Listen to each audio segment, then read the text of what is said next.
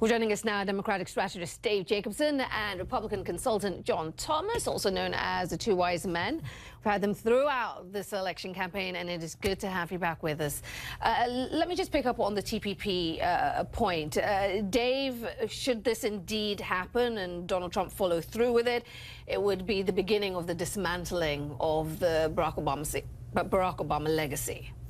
Sure, but I think if there was one unifying message throughout the course of this presidential campaign, whether it was the Democratic side with Bernie Sanders and Hillary Clinton or on the Republican side with Donald Trump, both political parties fundamentally didn't support the TPP moving forward. We heard Chuck Schumer, the incoming minority leader in the U.S. Senate this weekend, saying that he doesn't support it. So I don't really think that anybody is going to miss the TPP. And I think, the question is, Donald Trump says, he's going to, move forward with fair trade deals. What does that look like, right? And the other question is, he campaigned on a platform of not just rolling back TPP or not implementing it, but also NAFTA. And today in his first 100-day video, he didn't say anything about NAFTA. So I think that's going to raise some real questions.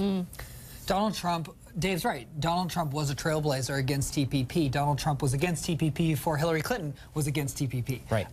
It's a largely favorable thing for the nation to do. That's why both parties agree on this. Donald Trump is following through on some of the easy lifts, the things that to get done the first 100 days, things like NAFTA that are, and repealing Obamacare and others that are more complicated, that if you repeal it or change it, you better have a good solution. Those are the things he's waiting on. Let me ask you this, though, John.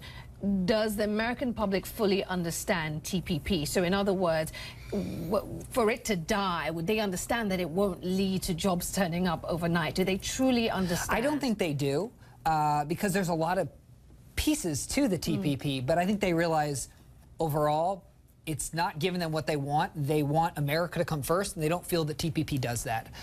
And look, Trump campaigned hard on repealing TPP or killing TPP, but he didn't campaign hard on what to do next, and that's what we're going to have to watch for. All right, well, one thing he did lay out in this transition video is the guiding principle of his presidency. Take a listen to what he said. My agenda will be based on a simple core principle: putting America first. Whether it's producing steel, building cars, or curing disease, I want the next generation of production and innovation to happen right here on our great homeland, America. John, this is where the rubber meets the road, right? This is where you campaign with high poetry, as it were, then you meet the reality of governing. Can he make good on this stuff? It's hard. Here's what we've seen so far. The Dow hit a record high today. The dollar's at a record high. Their projections are that the dollar might reach parity with the euro at some point in the near future. The Fed's saying they're going to increase rates because they're worried that, of inflation. The enthusiasm economically has been strong. So when enthusiasm is strong economically, that means people might want to take economic risks. Now the question is, are they going to risk capital in America, or are they going to do it abroad? And largely, some of it's within Trump's control and some of it isn't. I think a lot of it is going to be tone and incentives to stay here. The proof will be in the pudding. And if he's able to keep manufacturing here or create more jobs, he gets another 4 years. Dave, you hear that, the guiding principle of what he wants to achieve.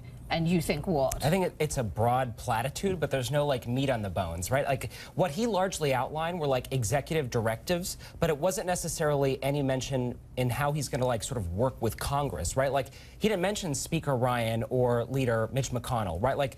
A lot of being president is being able to build momentum and support in the legislative branch to get bills passed so that you can sign them and then implement them. But he didn't mention anything about Congress and moving bills through that, legislative body. But to John's point, he's going for to use John's words, the easy lift here with executive action, right? And what is this? Is this about giving people an easy win, a sense of early victory? I get that, but look, this was a hold your nose election. I get that, right? It was the lesser of two evils, but at a certain level, people saw past his racist, misogynistic rhetoric because they believed he could get stuff done, right? He was going to build a wall. He was going to tear apart NAFTA. He was going to dismantle, repeal and replace ACA, the Affordable Care Act. But none of those things were mentioned in this video today. So I think people are going to hold his feet to the fire and really see if he can move his agenda forward and get stuff done. I was actually pleased that he didn't just say, I'm going to shred Obamacare, I'm going to shred NAFTA, because that's the Trump... He didn't mention the wall, he didn't mention all this. Right, because that's the Trump I was hoping we would see, a more measured Trump, somebody who understands that there are consequences to actions. You better have thoroughly thought through what you're going to do the day after you tear up those deals. I want to move on and talk about some very disturbing scenes that played out in Washington, D.C. at the weekend. I'm talking about the gathering of the alt-right movement. The alt-right movement, for our viewers, just to remind them, a group defined by racism, anti-Semitism, bigotry and hatred, essentially, and they gathered in Washington at the weekend to celebrate the victory of Donald Trump. Take a look at the celebrations. Hail Trump! Hail our people! Hail victory!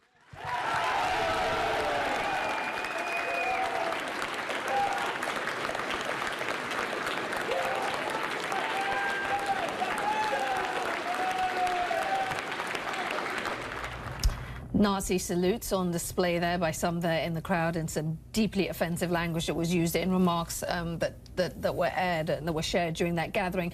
It has been noted by many that we saw these offensive scenes, heard the offensive words, and Donald Trump, who was on Twitter on the weekend, did not come out and condemn these scenes, which is deeply troubling to many. John, your reaction, not just to the images, but to the silence from President-elect Trump. No doubt there is a fringe element of America that are bigots and are racist, but I mean, I don't know how many people were at this event. What was it, 200 people? I mean, I don't know what the number was. Less than 300. Right.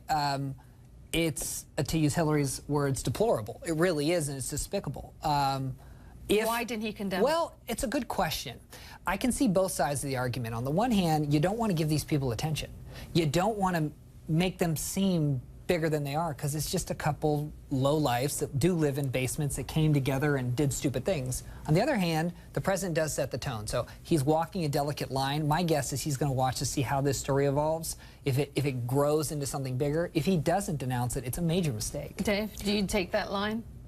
No, look, I think at the end of the day, Donald Trump's election, whether you supported him or not, it was a watershed moment in American history.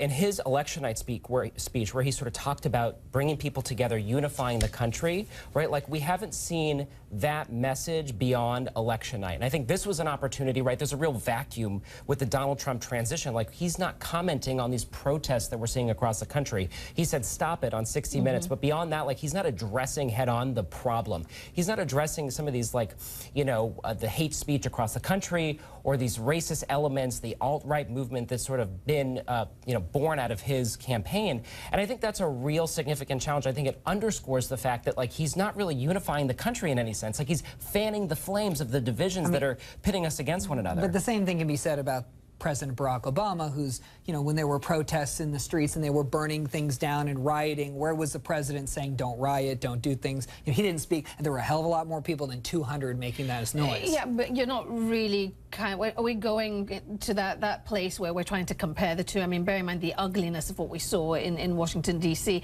considering the nature of this campaign. This is a moment that calls out for the president-elect, doesn't it? I mean, in a way, different. Yeah, the only difference, it's 200 freak shows versus thousands of people. 200 freak shows who, the support of the president and the way he came to power, at least the way the election was carried out, is deeply unsettling many corners of this country. Yeah, I think it's being blown up into a bigger issue than it has to be, and if it continues to linger, I think he will make a statement. But the first sign of it, I just don't think he wants to give attention to it. Dave, final word to you. I think he's going to be judged by his inaction and his silence. I mean, at the end of the day, I mean, this is a guy who is increasingly looking like a hypocrite. He's not unifying the country. He's not bringing us together. He's not solving these divisions and these, you know, these warring factions that we have across our country. And I think it's a significant challenge, and I think it's going to hinder his ability to get stuff done in Congress. All right, Jasmine, the conversation continues next hour. So much to get to. Thank you so much. Thank you. You really are wise. Give us too much credit. Yeah, maybe. Thank you. Hey.